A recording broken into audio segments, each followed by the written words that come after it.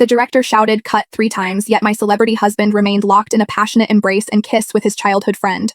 As his assistant, I gently reminded them, but the childhood friend burst into tears, claiming she was too immersed in the role. Right in front of the entire crew, my husband snapped at me, saying my eyes and mind were so foul that I saw dirt everywhere. That very night, the paparazzi caught the two of them entering and exiting a 5-star hotel together. In the past, I'd have been heartbroken, pining over him and desperately trying to handle the PR mess while sobbing.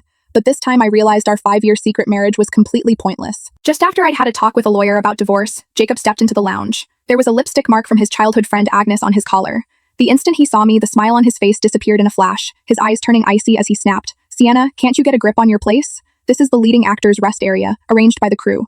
What are you doing here?" I picked up the thermos from the makeup table and replied indifferently, collecting my things. Jacob had started his day at 5 in the morning. I prepared the food in the thermos at 3. Its weight hadn't changed, so I knew Jacob hadn't eaten a single bite. Seeing me about to leave, he frowned in annoyance and said once more, "Don't bother cooking anymore. It's tasteless." It wasn't the first time he'd criticized my cooking. Previously, I'd have flared up asking him, "Didn't you say you wanted to eat my cooking forever? Why is it suddenly repulsive?" But this time, I didn't even bother arguing. I just said, and walked out the door. Jacob called after me, "There's a crew dinner tonight. The director wants me to go over the script with Agnes." I pretended not to notice the hint of guilt in his voice and replied coldly, "Okay." After closing the door, I chucked the thermos into the bin. The last scene had been shot near home, so Jacob hadn't stayed at the hotel. He got home around 1 a.m. Seeing that I wasn't waiting for him in the living room as I usually did, Jacob pushed open the bedroom door and said impatiently, "Sienna, you know I have trouble sleeping. Why didn't you make my calming tea?" I pulled the blanket over my head and replied lazily, "I ran out of tea leaves last night. If you want some, order delivery." With a loud slam, Jacob shut the door and went into the study. That was his way of showing he was mad, and in the past it would have made me toss and turn all night, eventually swallowing my pride to apologize.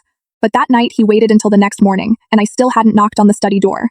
The next day, the crew moved filming to a remote mountain outside the city. For once, Jacob let me ride in the van with him. Just as I got in, Agnes, wearing a low-cut, backless dress, sauntered over gracefully and said, "Jacob, do you have any insect repellent? I always attract mosquitoes." Spotting me, Agnes changed her tune. "Oh, Sienna, you're here too? Then I'd better take the other car." Before Agnes could finish, Jacob said coldly to me, "Sienna, can't you be more reasonable? Stop causing trouble. Go sit in the assistant's car." For the first time, I didn't say a word and got out of the vehicle. Watching my figure walking away, Jacob furrowed his brows. 5 minutes later, I got a WhatsApp message from Jacob. "Agnes will have a scene where she shows her legs. Don't get the wrong idea." I replied briefly. The typing indicator in the chat window stayed on for several minutes. Without a second thought, I exited WhatsApp and switched off my phone. Without Jacob's constant demands, the scenery along the way seemed more beautiful. It was already 11 at night when filming wrapped up. As we were finishing, the scaffold the carpenters had set up suddenly collapsed. In a split second, Jacob pushed Agnes out of harm's way and the two of them tumbled to the ground, accidentally locking lips. The crew members on set started cheering and clapping, and Agnes coyly nestled into Jacob's arms. "Oh no, everyone, don't misunderstand. There's really nothing between Jacob and me," she said. Jacob didn't say anything or offer an explanation, just tightened his hold on Agnes.